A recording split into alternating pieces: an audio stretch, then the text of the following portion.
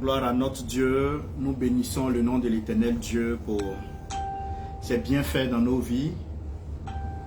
Nous bénissons le nom de Dieu pour sa présence. Cette présence-là continue dans notre vie qui nous fait tant de bien. Et là, nous voulons en ce soir une fois de plus glorifier le nom de Jésus qui nous bénit.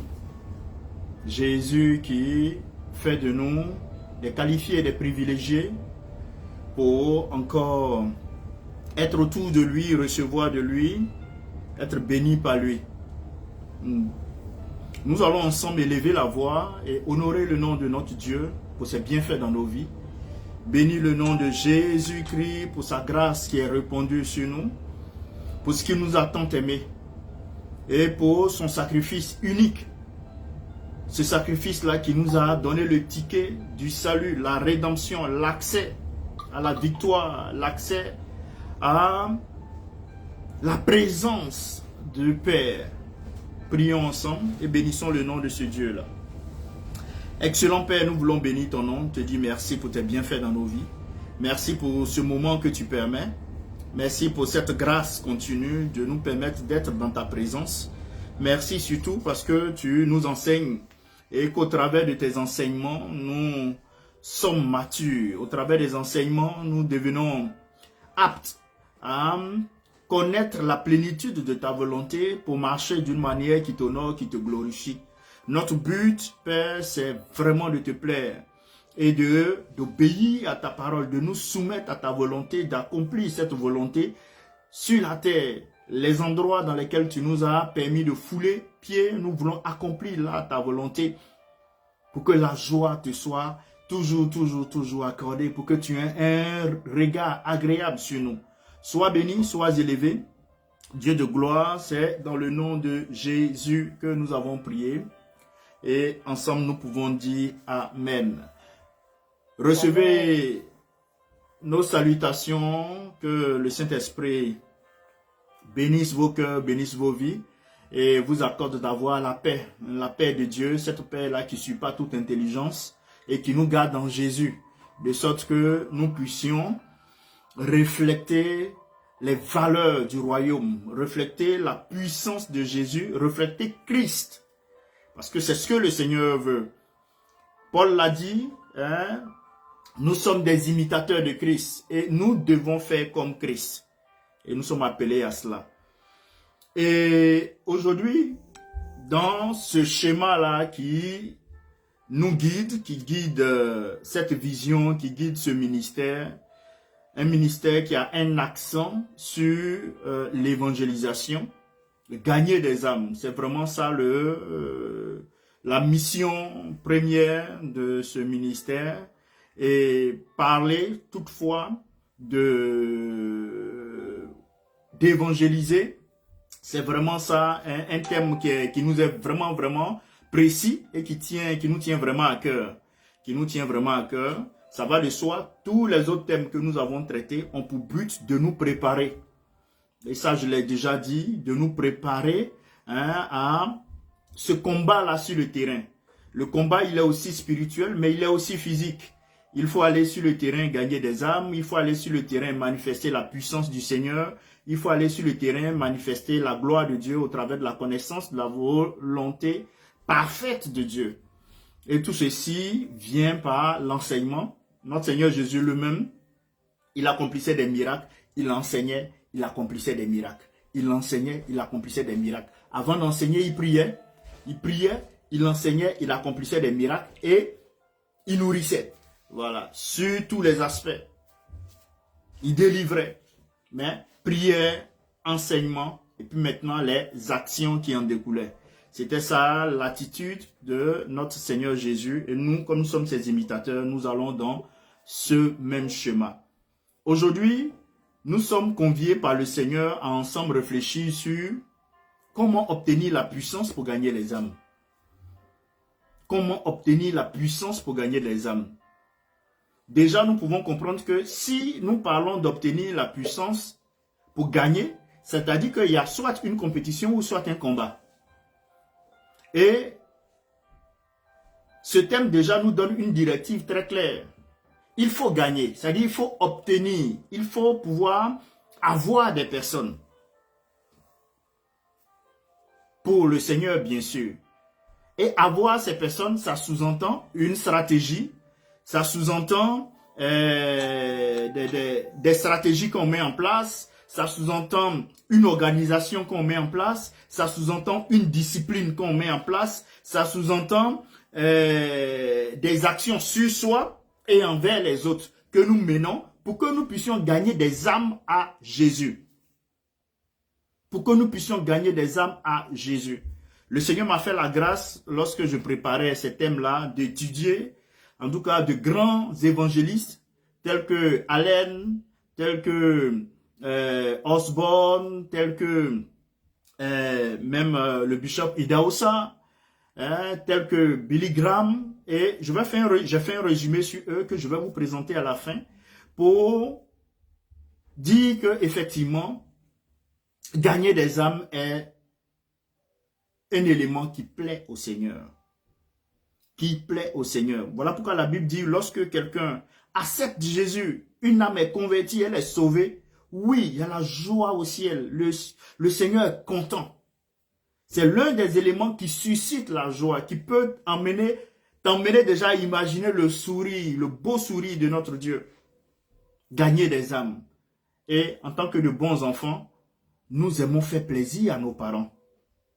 Et Dieu qui est notre Père, nous aimons lui faire plaisir. Et lui faire plaisir, c'est d'abord déjà de s'engager dans ce schéma-là.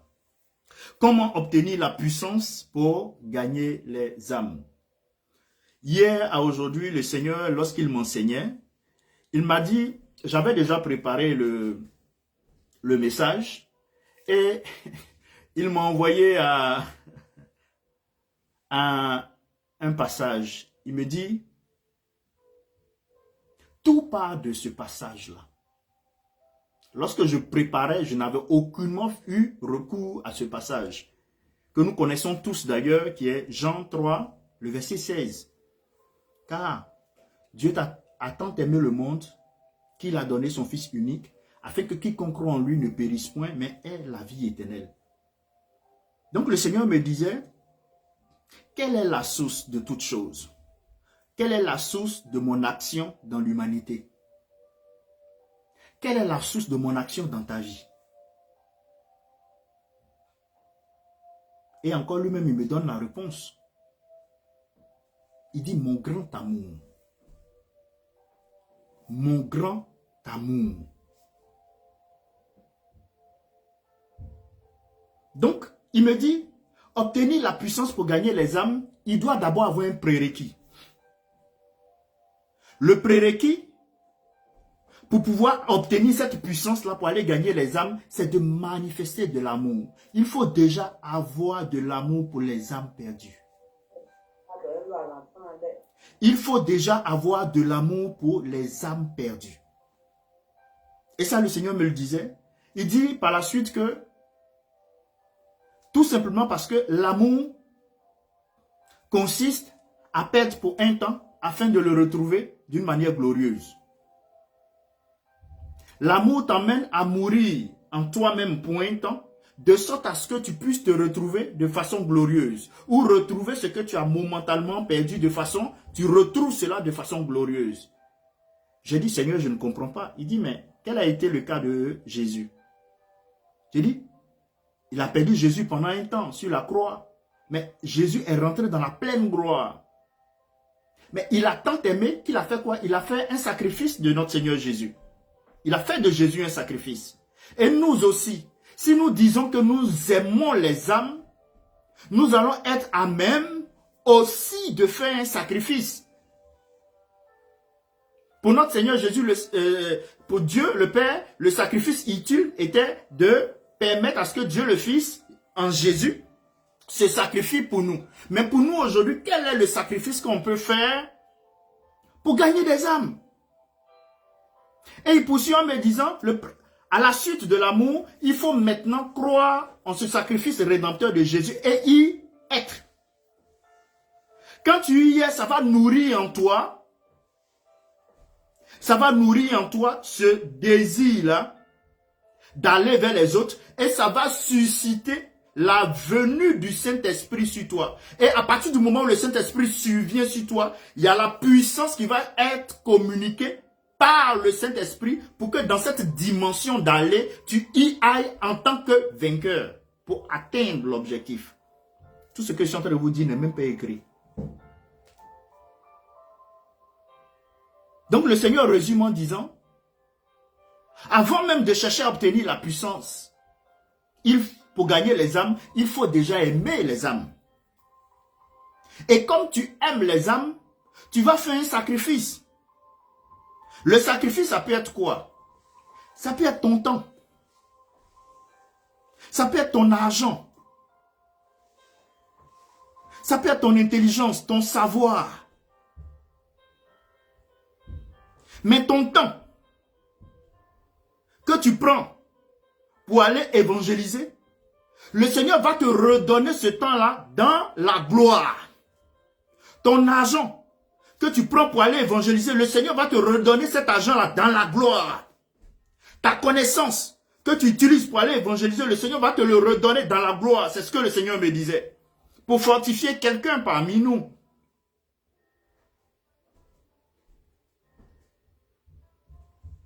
Donc, comment obtenir la puissance pour gagner les âmes? Il faut avoir d'abord de l'amour. Car la Bible nous dit, Jean 3,16, car, conjonction de coordination, Dieu a tant aimé le monde, qu'est-ce qu'il a fait? L'amour donne. Dieu a tant aimé le monde qu'il a donné son Fils unique. Pour dire qu'il n'y en a pas un autre. Donc tu peux avoir un bien. Et ce bien-là, il n'y en a pas un autre. Mais Dieu te dit de mettre ce bien-là à sa disposition pour sa volonté. Lui, il n'a pas refusé pour que tu sois sauvé. Donc toi aussi, tu ne dois pas refuser. Pour que quelqu'un d'autre soit sauvé comme toi, tu as été sauvé. Dieu aurait pu dire, c'est mon fils unique. Attraper un Jonathan là-bas, lui, bon, comme il ne ressemble à rien, il n'est rien, on peut juste rapidement l'écraser et puis faire un sacrifice, on évolue. Non! Mais son fils unique. Toi, ça peut être ton plat unique. Comme la veuve de Sarepta. Je fais ce plat, je mange avec mon fils, je meurs. Et elle décide de s'aimer son plat. Sans avoir la certitude que si l'homme de Dieu, le monsieur qui est là, a mangé, là, elle va avoir encore peut-être la nourriture après. Même dans la dimension de la foi, on a la sagesse, l'amour de Dieu, l'intelligence de Dieu, qui nous donne cette conviction-là de nous engager dans ce schéma. Et Dieu a sémé Jésus. Dieu ayant sémé Jésus, il a retrouvé Jésus dans sa pleine gloire, assis à sa droite. Et les fruits de cette sémence, c'est nous autres, c'est vous, c'est moi, qui aujourd'hui portons le fardeau, qui aujourd'hui sommes des témoins, qui aujourd'hui manifestons la puissance de Dieu. Mais pourquoi? Parce que Dieu, à un moment donné, a décidé de s'aimer ce qui lui tenait à cœur. J'ai dit, Seigneur, waouh. Mais jusque-là, qu'est-ce que j'ai pu bien faire? Je n'ai encore rien fait, Seigneur. Je n'ai encore rien fait.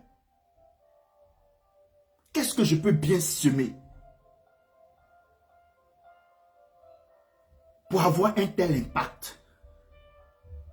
Jésus n'a pas écrit de livre.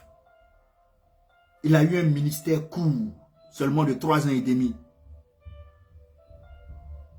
Moi, je me disais, bon, je me dis, avec l'âge que j'ai, qu'est-ce que je pourrais faire d'impactant? En 3 ans et demi, le Seigneur a impacté le monde avec une sémence qui continue à porter du fruit et qui va porter du fruit jusqu'à ce que il y ait enlèvement.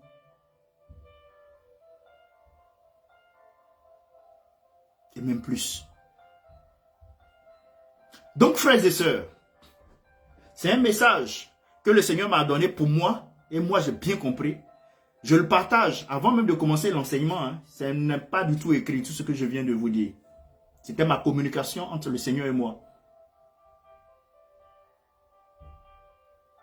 Beaucoup, comme il me le disait, pensent que l'évangélisation, c'est l'obligation. C'est une obligation. On doit mendier leur présence. On doit mendier leurs actions. Oh, Yama, Sharama, Kinte. Le Seigneur m'a tellement donné cette assurance-là que même si je suis seul, je ferai le travail. Donc je m'attends à personne. Je ne compte sur personne. Je compte sur Jésus-Christ. Et ceux-là qui vont être dirigés par le Saint-Esprit. Quand c'est comme ça, mais tu es à l'aise dans le service. Pour gagner des âmes, parce que tu as été sauvé, normalement, tu dois pouvoir manifester de l'amour pour ceux-là qui ne le sont pas. C'est ce que je veux que tu comprennes. Et ça, on ne doit pas te courir après. Ça doit être quelque chose de naturel, de normal. Et si ce n'est pas normal et naturel, c'est qu'il y a un combat que tu dois mener, un combat spirituel. Tu dois te repentir devant le Seigneur, demander pardon à Jésus de t'aider. Parce que lui, il est mort à la croix pour que toi, tu sois sauvé. Et toi, tu es là. C'est investissement, avoir de l'argent, bien te sentir, tes voyages, tes projets.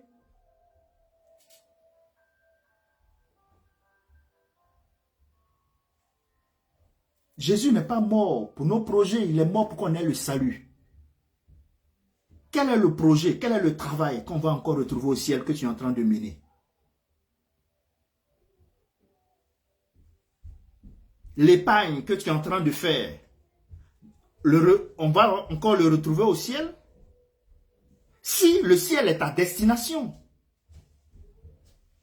si le ciel est ta destination, évangéliser doit être, on ne doit pas te poursuivre.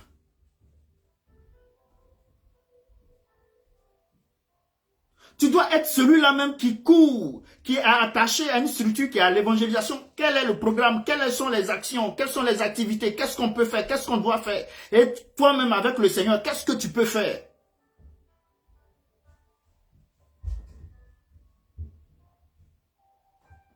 Et là, mes seigneurs me demandent d'aller maintenant à mon thème. Comment obtenir la puissance pour gagner des âmes? Si ce prérequis-là, tu ne l'as pas, tout ce que je vais dire, tu auras envie d'entendre quelqu'un parler, tu l'as entendu parler, et puis tu vas passer ton chemin. Si ce prérequis d'amour, de la connaissance du sacrifice de Jésus, tu ne l'as pas, pensant que ta vie est venue de toi, tu vis parce que tu as la santé, mais tu n'as pas le fardeau des âmes, tu ne te sens pas dans l'obligation d'agir pour la gloire de Dieu.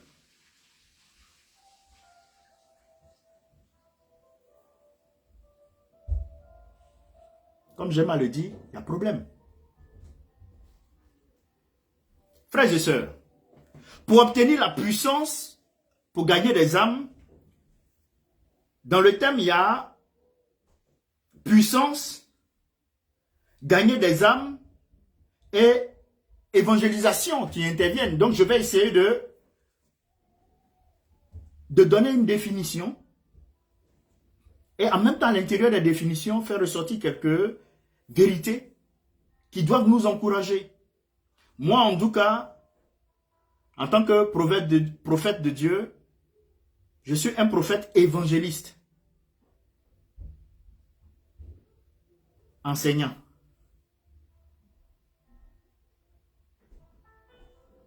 Un accent porté sur l'évangélisation. Ce qui fait que j'ai ce fardeau-là. Comment gagner des âmes?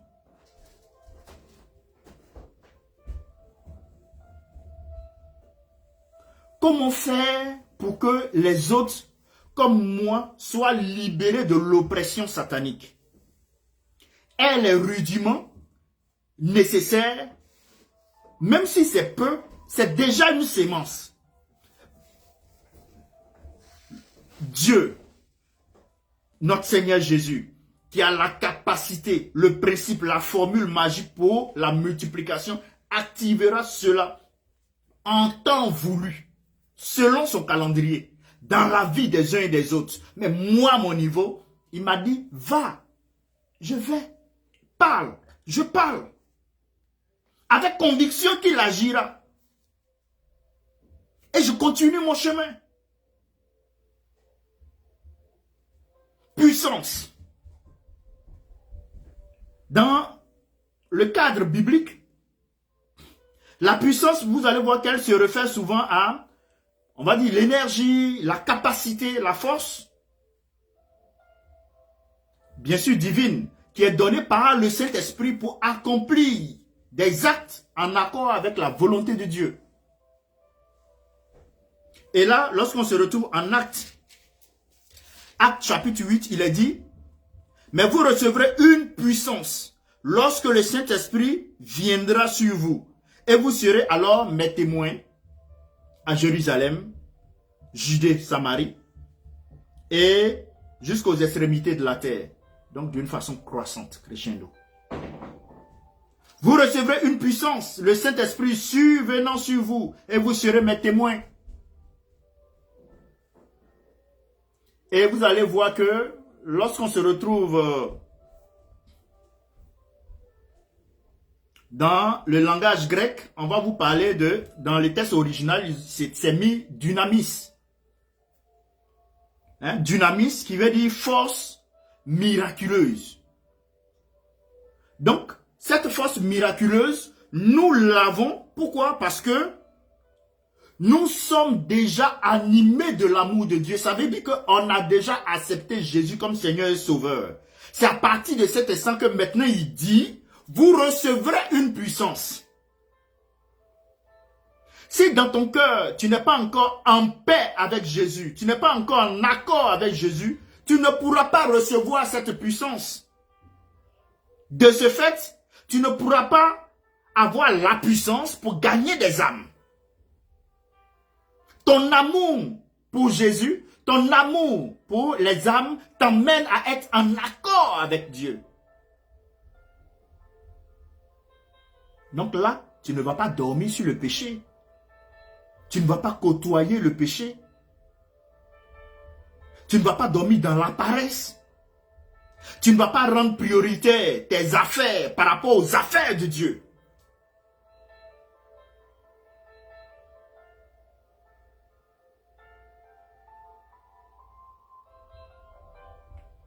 Et dans cette puissance qu'on recevra, une autre expression grecque nous parlera de exousia, c'est-à-dire de façon ponctuelle aussi. On recevra une puissance pour régler des problèmes ponctuels. Comme Luc 10, 19. C'est pas partout où on part qu'on a des démons qui sont là. Mais s'il y a des démons, voici, je vous ai donné l'autorité sur les serpents, les scorpions. Donc quand un démon se manifeste quelque part, cette puissance-là de Dieu, donnée par le Saint-Esprit, est activée pour glorifier Jésus dans l'espace.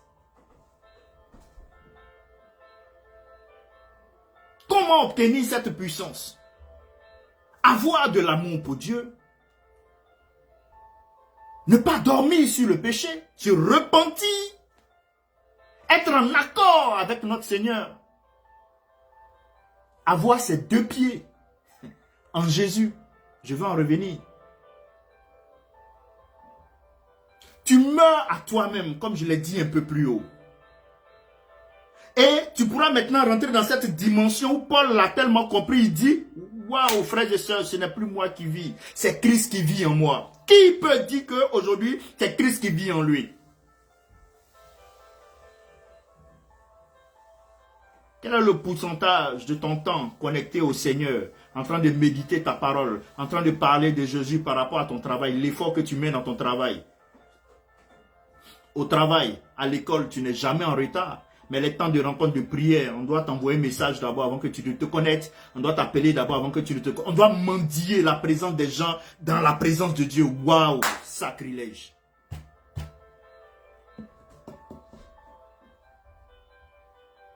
Mais si c'était une affaire de business, d'argent, il pleut ou il neige, tu allais être là, à l'heure.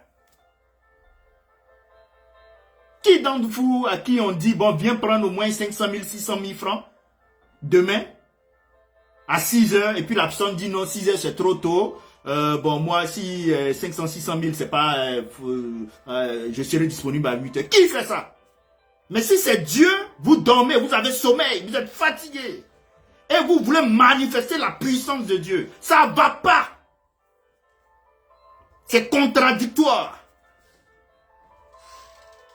Ce ne sont pas nos efforts qui nous donnent la faveur de Dieu. C'est vrai. Mais Dieu aime nous voir en train de nous débattre pour lui.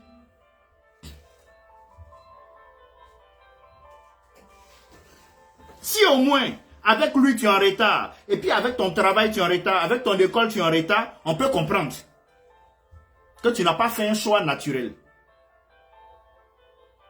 Tu as besoin d'une action puissante de Dieu pour te délivrer parce que toi vraiment il y a un gros problème. Mais Dieu lui-même constate que quand c'est son affaire, tu fais un choix de paresse, de lassitude. Tu es contraint. Tu vas murmurer. Mais quand ce sont toi tes affaires, ton business, tu dois vendre tes affaires, vendre tes articles, aller au travail, être à l'heure, parce que ton patron, ta patronne t'attend. Tu peux même ne pas dormir. Là, c'est normal. Et vous voulez manifester la puissance de Dieu pour gagner des âmes.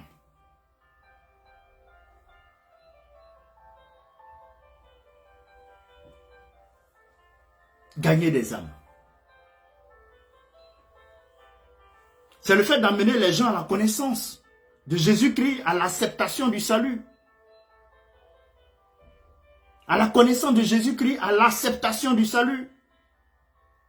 Le mot gagner implique un effort intentionnel. Gagner, c'est-à-dire que tu participes à quelque chose, tu fais quelque chose. Donc il y a un effort intentionnel. Il y a une stratégie que tu mets en place. Pour ceux qui sont étudiants, pour avoir de bonnes notes, ils étudient. Parce qu'ils veulent avoir de bonnes notes et ou aller en classe d'examen. Pour la fille qui veut rentrer dans un mariage quand elle a l'âge, qu'est-ce qu'elle fait? Le même pagne qu'elle attache à la maison, c'est ce qu'elle attache pour aller à la boutique, pour aller au supermarché. Quand elle va au supermarché, elle s'habille bien clean, pour bien se présenter. Un effort pour qu'au moins elle soit vue par un prétendant probable Adam. Donc il y a un effort de préparation pour gagner quelque chose. Quelles sont toi tes stratégies pour gagner des âmes autour de toi? Ton voisin, ta voisine, ta collègue, ton collègue, ton voisin de classe.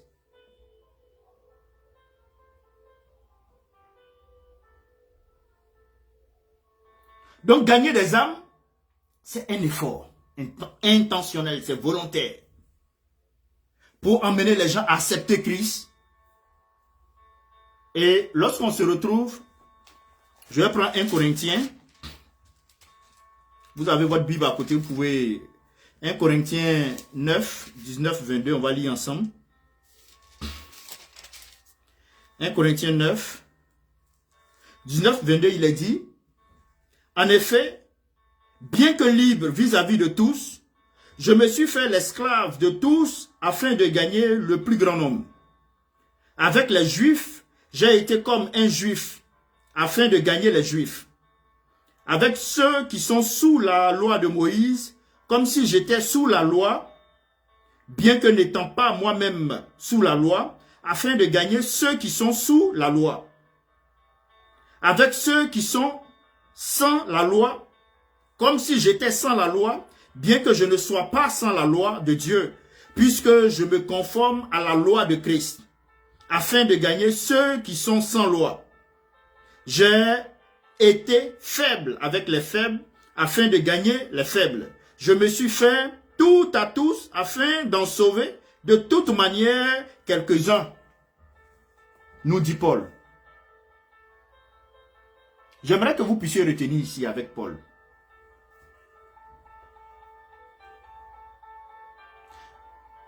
J'ai retenu 5 éléments que je vous présente de ce test. Le premier, vous êtes dans un environnement. La première des attitudes qu'il faut avoir, c'est de trouver un terrain commun avec ceux que nous rencontrons. Un terrain commun avec ceux que nous rencontrons. Le deuxième élément, il faut éviter de donner l'impression que tu es supérieur et que tu sais tout. Voilà pourquoi il dit, il est faible avec ceux qui sont faibles. Ceux qui sont forts, il va se montrer fort et éloquent.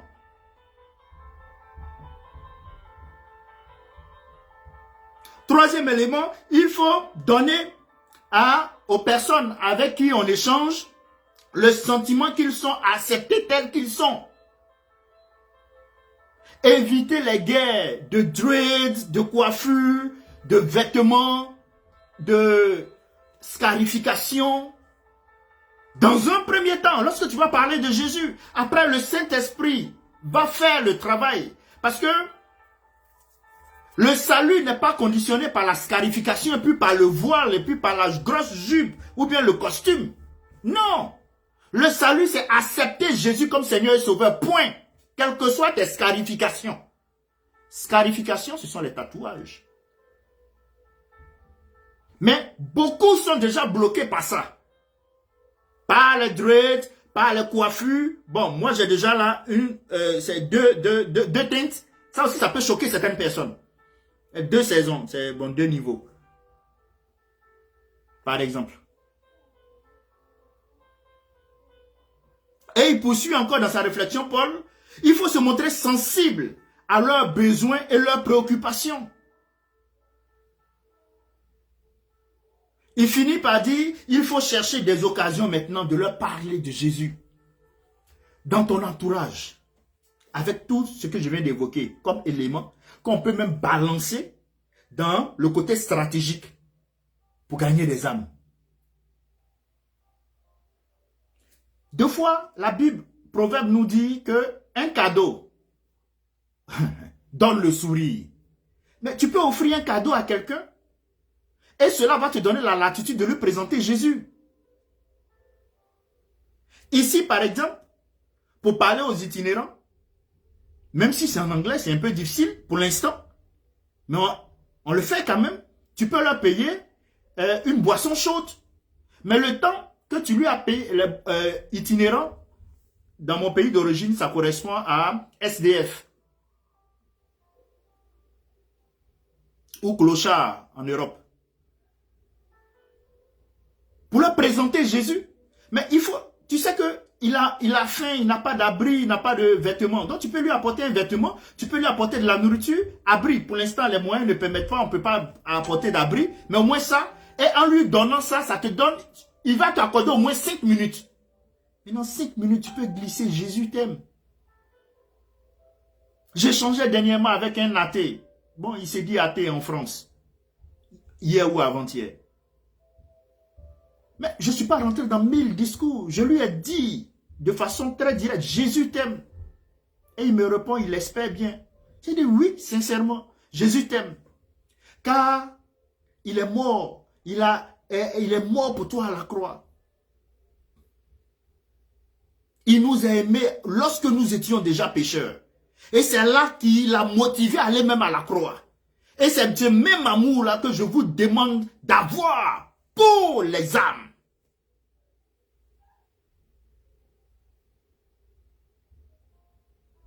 Et la réflexion de Paul, ces écrits de Paul là nous emmènent à conclure que la vie chrétienne comporte 2 aspects. La liberté et la discipline. La liberté et la discipline. Nous, en tant que chrétiens, notre liberté, c'est accepter d'être esclave de Jésus. Notre liberté, c'est accepter d'être esclave de Jésus. C'est ça la liberté du chrétien. Pour dire quoi? Que ce n'est plus moi qui vis, c'est Christ qui vit en moi. Donc, je vis en fonction des instructions de Christ. Ça veut dire que tu es soumis à Christ.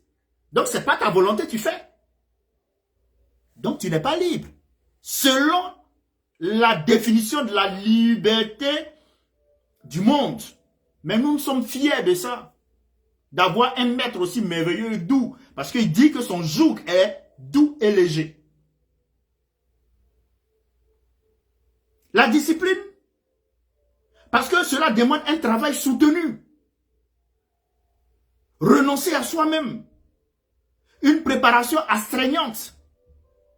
Passer le temps à méditer la parole de Dieu. Passer le temps à prier. Passer le temps à parler de Jésus. C'est astreignant. À éviter de faire, d'avoir un certain type de comportement autour. C'est astreignant. Mais c'est pour Christ qu'on le fait. Parce que nous lui appartenons.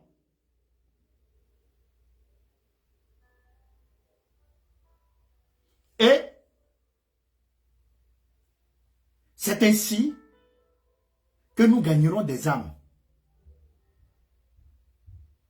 C'est ainsi que nous sommes déjà habillés du mandat d'évangéliste. Je ne parle pas du ministère, je parle de l'instruction, du mandat de la grande commission. À partir du moment où tu as accepté Jésus comme Seigneur et Sauveur, tu es d'office un évangéliste, c'est-à-dire quelqu'un qui doit parler de Jésus. Tu n'as pas le choix. Quand tu ne le fais pas, c'est une désobéissance. Quand tu ne le fais pas, c'est un péché. C'est un péché veut dire manquer le but. Tu as manqué le but parce que tu as porté le maillot de Jésus. Quand tu l'as accepté comme Seigneur et Sauveur. Par conséquent, tu dois aller évangéliser. Il a dit quoi? En Marc 16, 15. Allez par tout le monde et prêchez la bonne nouvelle à toute la création. Mais allez là, c'est qui est allé? C'est ceux-là qui sont ses disciples. Donc quand tu l'as accepté comme Seigneur et Sauveur, tu es son disciple, d'office, cette loi-là s'applique à toi. Donc quand tu ne le fais pas, et puis c'est travail seulement qui est dans ta tête, c'est mariage seulement qui est dans ta tête, c'est manger seulement qui est dans ta tête, c'est bien. Mais tu es en train de pécher quelque part. Et cela aussi peut susciter des blocages dans tes demandes. On ne fait rien pour Jésus, mais on veut tout recevoir de lui. C'est dans la Bible, hein? C'est pas moi qui ai dit. Hein? Marc 16, 15. On peut même retourner à la grande commission. Je vais en venir tout à l'heure. Matthieu 28, 18, 20. Si tu es chrétien, que ça, tu ne le fais pas, mais il y a problème. C'est-à-dire que tu n'es pas obéissant.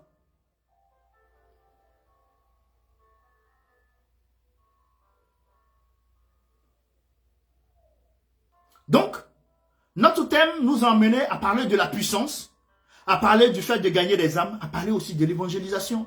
L'évangélisation, comme je l'ai dit, c'est l'annonce de la bonne nouvelle. Comme est mentionné en Marc 15, évangéliser revient à partager le message du salut, frères et sœurs, qui est guidé, dirigé par le Saint-Esprit. Où trouvons-nous cette puissance pour ce travail merveilleux? On se retrouve encore en Actes 1:8 que j'ai lu tout à l'heure. Vous verrez que ce verset montre la puissance pour témoigner et gagner des âmes avec une conséquence directe de la venue du Saint-Esprit. C'est une puissance qui rend les croyants efficaces dans leur témoignage. Il te faut la collaboration avec le Saint-Esprit pour que ton témoignage soit efficace, pertinent et porte du fruit. Ça peut être un sujet de prière. Matthieu 28, 18-20, comme j'avais dit. Ce passage connu comme la Grande Commission appelle les disciples, c'est-à-dire les disciples de qui? De Jésus. À faire des nations des disciples. C'est une mission qui t'a été donnée. C'est une obligation pour toi. C'est comme dans la loi de nos différentes nations, ou de nos différents États, on a nos devoirs, on a nos obligations. C'est une obligation pour toi d'évangéliser. Si vous ne savez pas, et puis vous pensez que, bon, le prophète m'en dit, l'évangélisation. Non, c'est ton travail. Maintenant, le prophète crée un cadre pour t'aider aussi dans cela. Sinon, normalement, même sans le cadre du prophète, tu dois aller faire ça.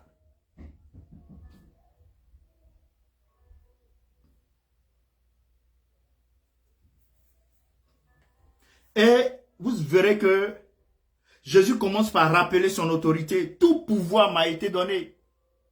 Montrant que c'est en dépendant de lui que nous avons la capacité d'évangéliser. Donc pour avoir le pouvoir, il y a la dépendance. J'avais évoqué, il y a la dépendance à Jésus. La dépendance au Saint-Esprit. Et là on se retrouve en Jean 15, le verset 5, qui dit que, Jean 15, 5 met en avant, Jean 15, 5, sans moi, vous ne pouvez rien faire.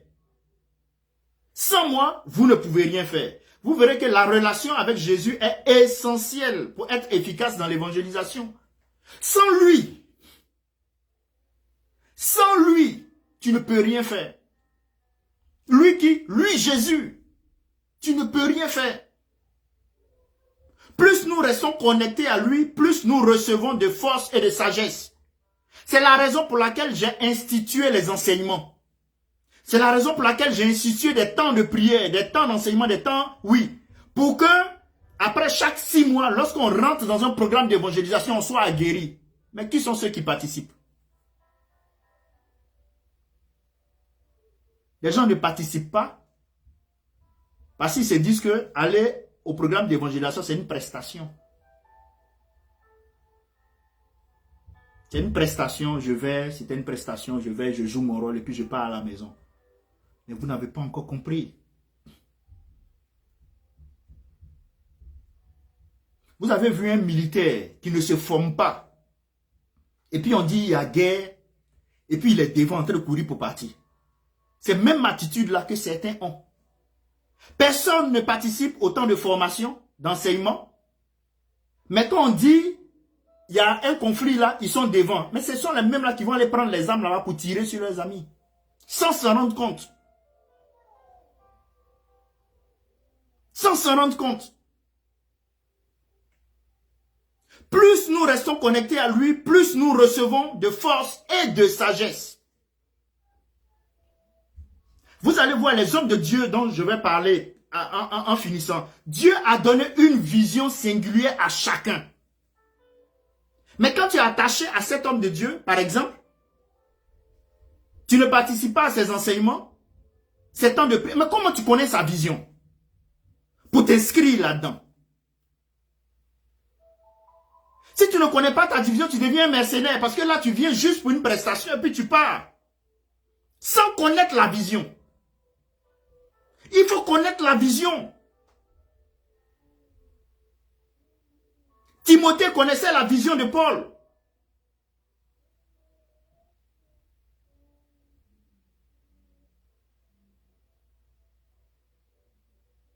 Ce qui lui permettait d'envoyer Paul là, parler. On avait l'impression même que c'est Timothée qui parle. Dieu, frères et sœurs, a tout créé par qui? Par lui. Par la parole, par Jésus-Christ.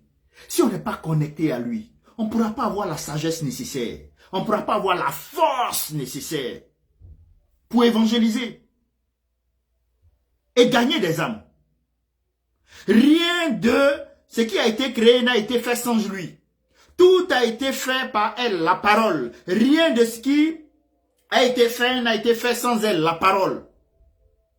Et là, courons rapidement quelques versets. Éphésiens 1, le verset 7, il a dit, en lui, nous avons la rédemption par son sang, la remission des péchés selon la richesse de sa grâce. En qui? En Jésus. Mais c'est ce Jésus-là que nous allons communiquer. Et quand tu es dans cette dimension-là, c'est la puissance qui est dans la parole qui se réalise. Donc comment obtenir la puissance pour gagner des âmes? C'est de connaître la parole de Dieu et de la laisser vivre au travers de toi.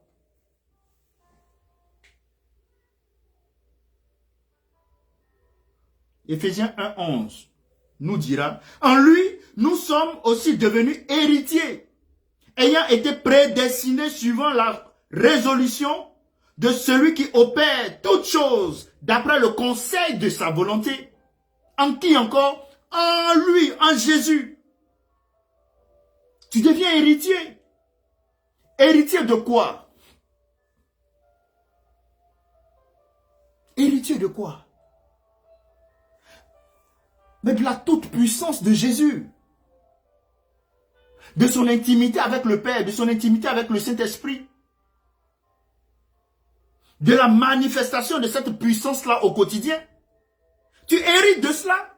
Jésus lui-même l'a dit que si mes commandements demeurent en vous et que vous demeurez en moi, tout ce que vous demanderez, ça va s'accomplir. Il a aussi dit qu'on fera plus que lui-même. Si nous nous attachons à lui. Éphésiens 3:12. En lui, nous avons la foi en lui, la liberté de nous approcher de Dieu avec confiance. Tes 2 pieds en Jésus te donnent la puissance. Tes 2 pieds en Jésus te donnent la capacité, la foi nécessaire. Tes 2 pieds en Jésus te permettent d'être dans le lieu très saint. Parce que pour pouvoir approcher Dieu avec confiance, Dieu, on le rencontre dans le lieu très saint. Pour accéder au lieu très saint, tu as été épuré au niveau du parvis extérieur, au niveau du lieu saint, tu as été épuré. Et maintenant, le Seigneur Jésus te donne la qualification. Il te dit, oui, tu peux rentrer maintenant dans le lieu très saint. Je vais t'y retrouver.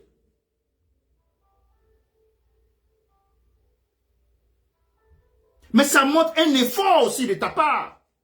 Un intérêt de ta part. Et là, maintenant, tu vas hériter de la puissance de Dieu.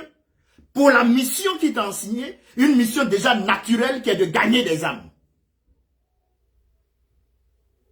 Colossiens 2, 9, 10. Car en lui habite corporellement toute la plénitude de la divinité. Vous avez tout pleinement en lui, qui est le chef de toute domination et de toute autorité. À un moment donné dans la Bible, vous verrez que notre Seigneur Jésus parle avec autorité. Il y a des situations dans lesquelles il prend autorité. Il ne va pas faire jeûne et prière. Il prend autorité. Pourquoi? Parce qu'il l'a. D'autres même témoignent. Mais d'où lui vient cette autorité avec laquelle il enseigne? Mais c'est ça. L'exousia, le dynamisme, en même temps en lui.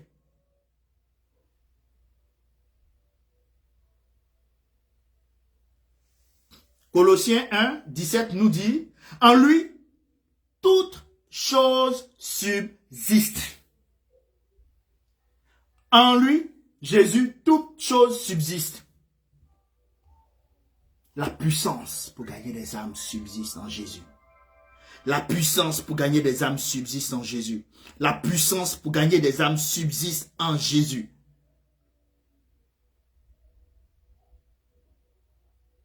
Je disais mercredi à une anglophone, je lui présentais le ministère, le MECAM.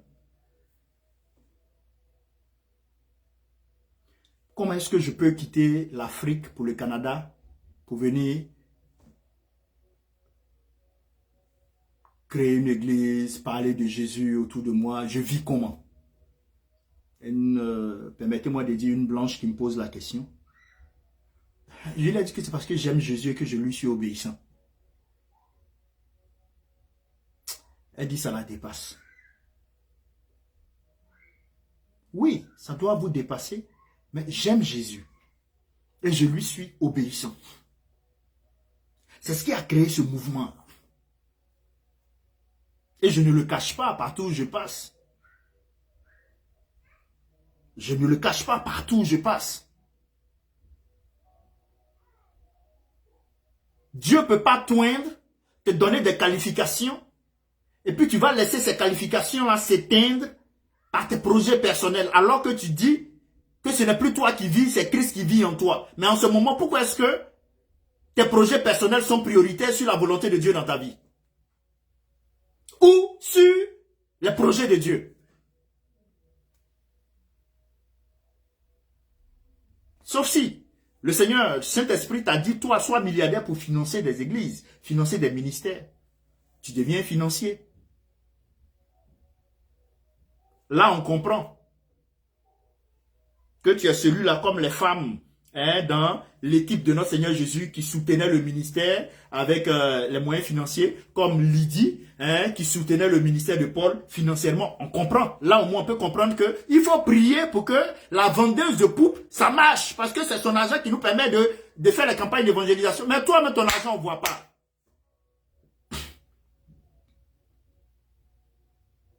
Toi-même, on ne te voit pas. Donc, Dieu conclut quoi? Tu aimes qui? Toi ou lui? Comment est-ce que tu le démontres?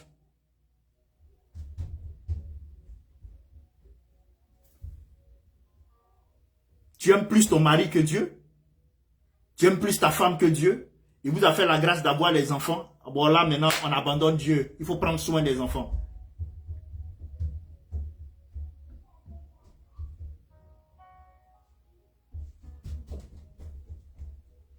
En lui, toute chose subsiste. Tout.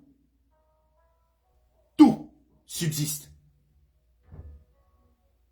Jean 1,4 nous dit, en lui était la vie, et la vie était la lumière des hommes.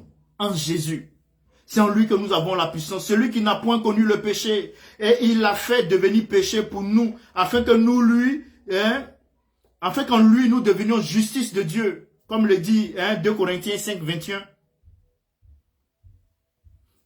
2 Timothée 1, 7 nous dit, car ce n'est pas un esprit de timidité que Dieu nous a donné, mais un esprit de force, puissance, d'amour, de sagesse. En Jésus, nous avons ça. Et c'est ce qui nous permettra de gagner des âmes. Donc, comment obtenir la puissance? C'est d'être en Jésus. En parfaite connexion avec lui. C'est pas là l'église tous les dimanches. Seulement. Sous contrainte par moment pour certains, mais je n'ai pas su ça. C'est être en Jésus sincèrement. Tu as une assurance de la connexion que tu as en Jésus. De l'amour pour les âmes perdues. Il va maintenant rendre manifeste en toi cet esprit-là de force, la puissance qui va t'animer, d'amour et de sagesse. C'est cette sagesse-là qui va te ramener à ce que Paul disait. Il dit, il se faisait faible avec les faibles. Il se faisait fort avec les forts. Il se faisait tout à tous. C'est la sagesse. Paul n'était pas en train de dire qu'il se compromettait. Il bradait les valeurs du royaume pour aller sauver les gens. Non. Et j'ai donné des éléments. Il faut trouver un terrain d'entente où tu ne brades pas tes valeurs du royaume et puis tu peux discuter avec l'autre.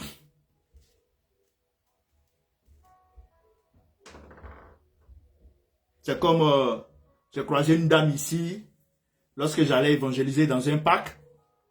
Bon, elle dit après qu'elle est témoin de Jéhovah. Je lui dis, bon d'accord, ok, il n'y a pas de souci, mais si vous voulez on peut échanger. Elle dit, de venir à sa réunion. Je dis, ok, si je viens à ta réunion, Dieu est là, toi aussi tu viendras à mon culte que je vais organiser. Elle me dit non. Je dis, mais c'est que je ne peux pas venir à ta réunion. Pourquoi toi, tu veux que je vienne à toi ta réunion et puis toi, tu ne peux pas venir à moi mon culte? Si tu ne peux pas le faire, trouve un terrain d'entente. Ou bien un lieu neutre dans lequel on va se croiser pour parler de Jésus. Elle dit non, c'est elle qui a la vérité. Je dis, oh, je connais ça.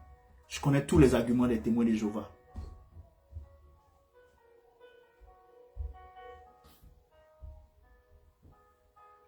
Stratégie pour gagner les âmes. Rapidement. La prière et le jeûne. Voilà pourquoi dans le mois de décembre, on va avoir 6 jours de jeûne et prière comme on le fait habituellement. Avant la campagne de Tabo en Côte d'Ivoire. Campagne d'évangélisation sur la ville de Tabo.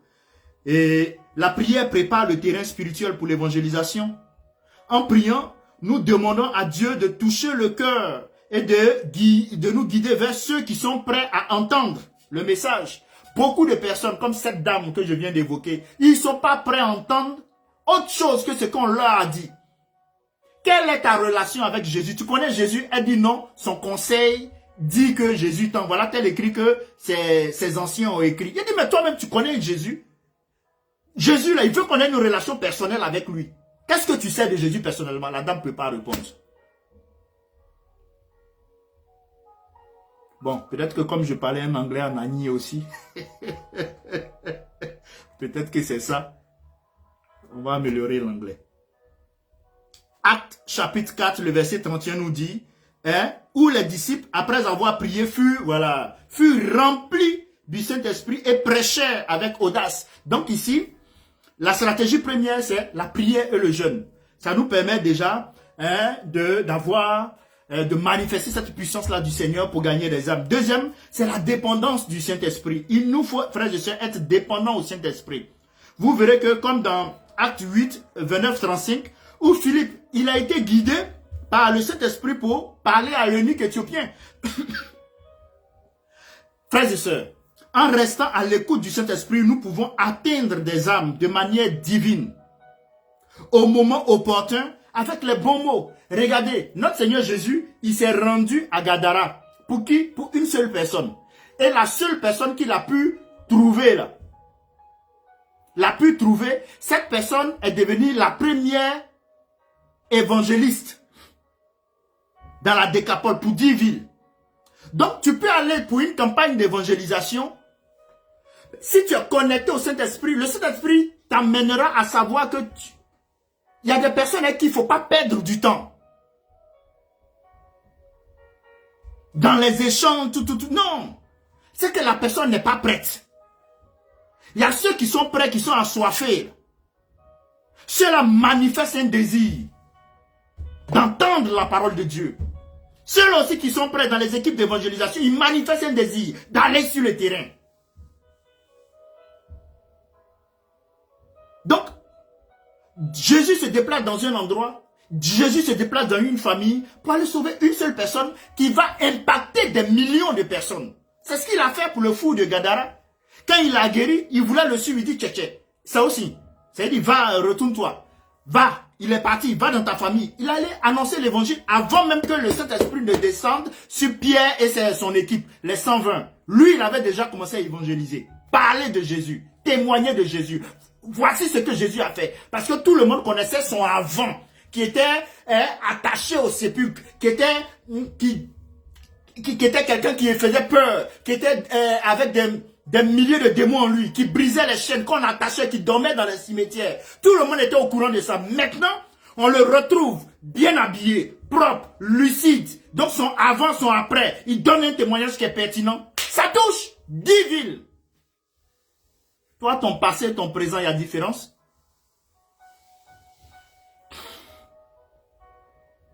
Dépendance à l'Esprit Saint.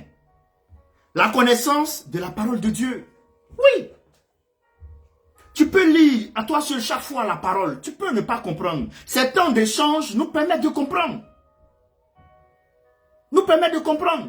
Mes frères et sœurs, quand tu vas sur les réseaux sociaux, tu passes plus ton temps à regarder les choses comiques. Beaucoup même sur leur profil WhatsApp, c'est des histoires comiques.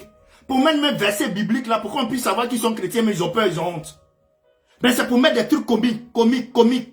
Donc toi, toute ta vie, on doit rire. Et rire de toi, ou bien tu dois faire rire.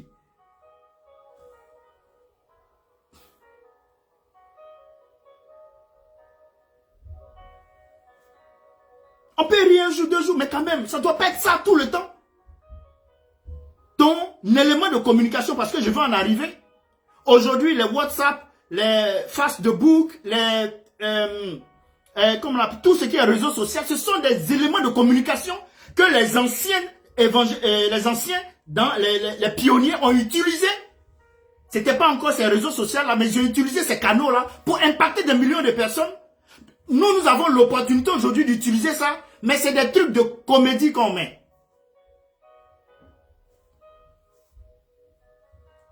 Dépendance à l'Esprit Saint. Quand tu es dépendant à l'Esprit Saint, il y a des choses, tu ne peux pas me présenter ça comme toi, tu es un enfant de Dieu. Il y a des trucs de ce genre que tu présentes.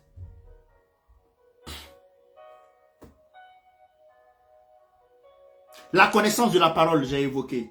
Il faut, 2 Timothée 5,15, conseil de manier avec justesse la parole de Dieu. Mais Regarde, si tu ne connais pas la parole de Dieu, là, comment tu vas manier avec justesse?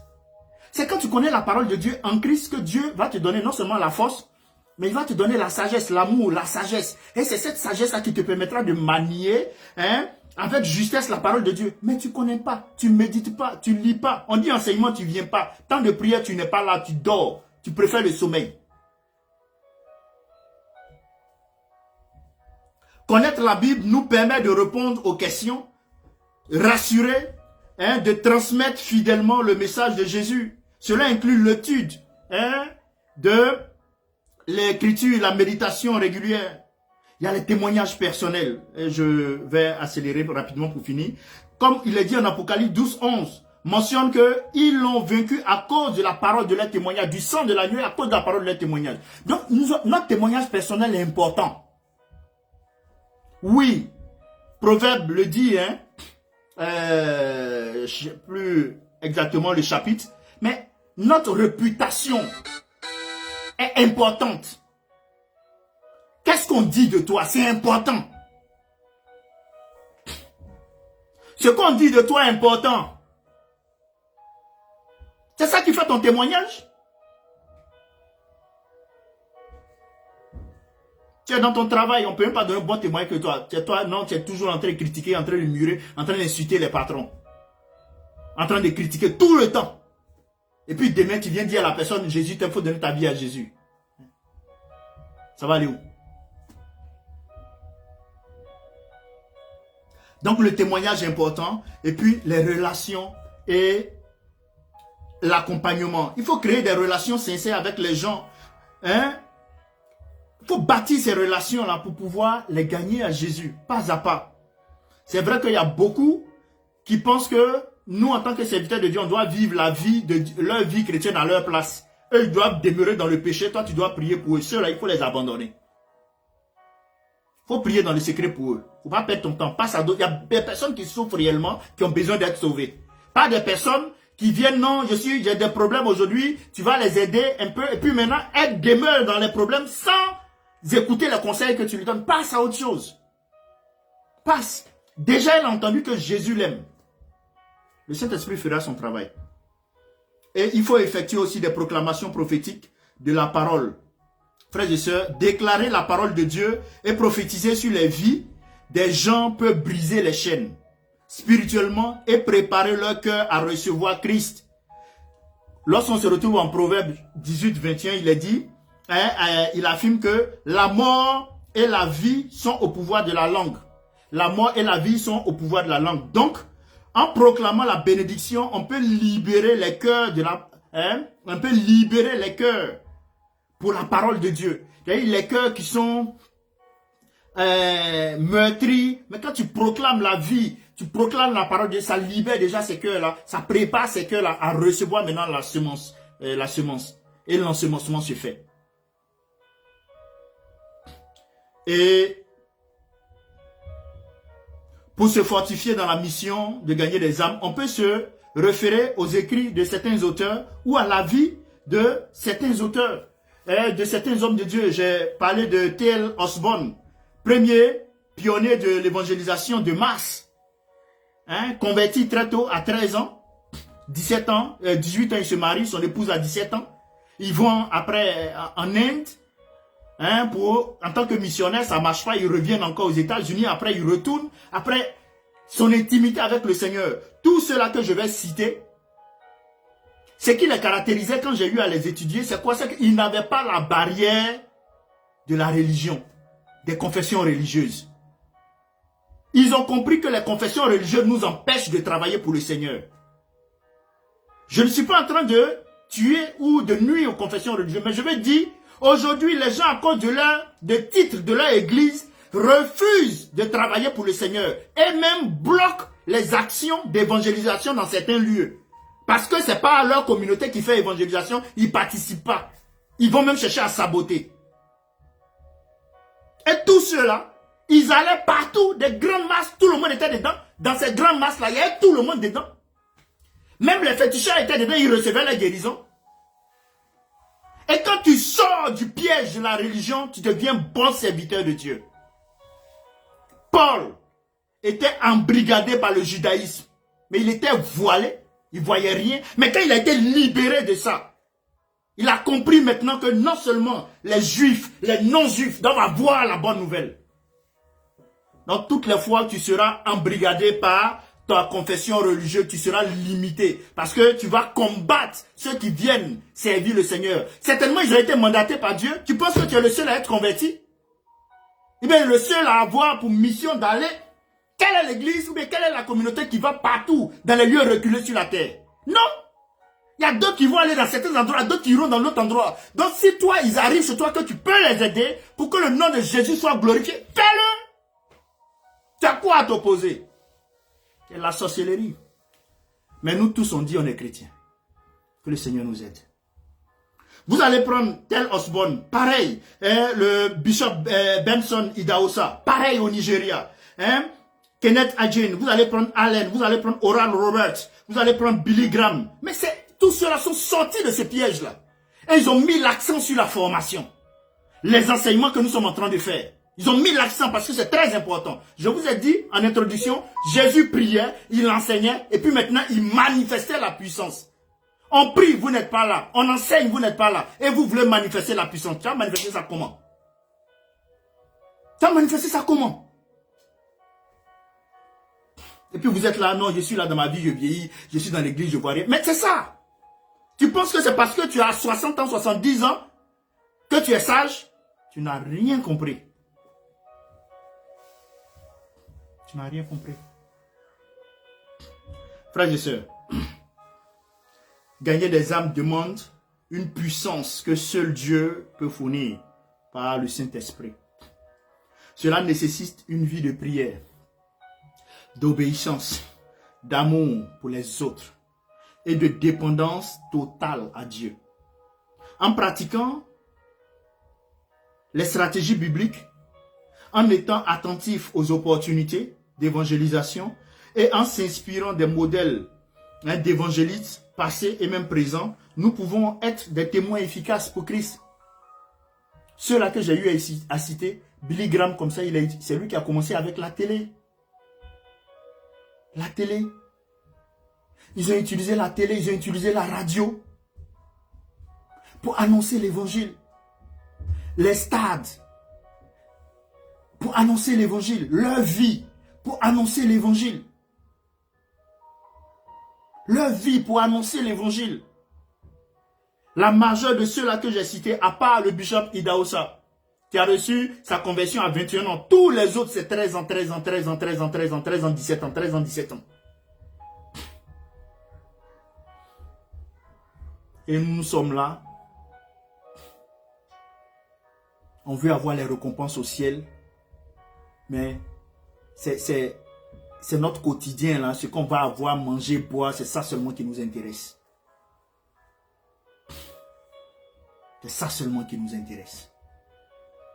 Que le Seigneur nous aide. Si tu as entendu cet enseignement, que tu n'es pas encore chrétien, le Seigneur te donne la latitude de devenir chrétien. Tu peux simplement dire cette prière. Seigneur Jésus, je veux que tu sois mon Seigneur. Je t'invite à prendre le contrôle de mon nom, de mon cœur, à diriger ma vie. Pardonne mes péchés. Enseigne-moi et aide-moi à être une personne selon ton cœur. À marcher comme tu veux que je puisse marcher. Afin que moi aussi, ayant été sauvé, je puisse aussi t'annoncer aux autres. Pour que eux aussi soient sauvés. Je crois en toi. Merci pour cette grâce que tu me fais. Jésus, c'est en ton nom que j'ai prié. Amen. Avec cette simple prière, tu es maintenant devenu chrétien. Et tout ce que j'ai dit t'engage. Tu dois maintenant parler de Jésus autour de toi. De sorte à ce que ton avant et ton après, il y a une parfaite différence. Il y a une parfaite différence. Le Seigneur nous dit qu'il nous donnera un cœur nouveau. Il nous donnera un esprit nouveau. Oui, c'est vrai, le Seigneur donne vraiment un cœur nouveau. Quand tu es soumis au Seigneur Jésus, il va te donner un cœur de force, d'amour, d'obéissance, de sagesse.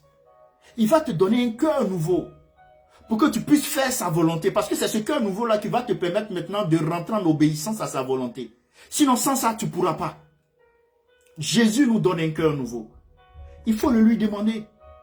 Et cette transformation se fait progressivement par le Saint-Esprit. De gloire en gloire, tu vas évoluer. De gloire en gloire, tu seras un homme, une femme, selon le cœur de Dieu, impactant. Tu n'es pas venu sur cette terre pour passer comme ça. Non, ne permets pas ça, n'accepte pas ça. Tu es venu sur cette terre pour impacter. Avec un bon témoignage, guidé, donné par le Saint-Esprit. Avec le ciel ouvert sur ta tête. De sorte à ce que le Seigneur témoigne de toi partout où tu passes. Montre de l'intérêt pour Dieu. Mais pas de la lassitude, de la paresse, de la négligence, du mongolisme dans la spirituelle. Tu es monglon dans ta spiritualité. Tu peux aller où? Soyons cohérents dans notre relation avec le Seigneur. Et vous verrez que le Seigneur va nous bénir. Et il nous donnera effectivement les rudiments nécessaires pour avoir la puissance par le Saint-Esprit pour gagner des âmes. Pour qui? Pour Jésus. Parce que le Seigneur ne nous envoie jamais sans nous équiper. Prions. Excellent Père, je bénis ton nom. Je te rends toute la gloire. Je te remercie pour ce temps d'enseignement. Gloire te soit rendue. Merci pour nos cœurs. Merci pour nos vies. Et merci pour tous ces missionnaires qui vont ça et là annoncer l'évangile. Merci de bénir les semences. Merci de bénir les cœurs. Merci de pouvoir aux moyens financiers, matériels, humains. Père éternel Dieu, au temps, au climat, aux autorisations. Que ta volonté soit faite, excellent Père. C'est dans le beau et précieux nom de notre Seigneur Jésus que j'ai prié. Ensemble, nous pouvons dire Amen. Que le Seigneur vous bénisse. Pour ceux qui sont en ligne, si vous avez des interrogations, vous pouvez toujours écrire et on pourra toujours expliciter. Merci. Que le Seigneur vous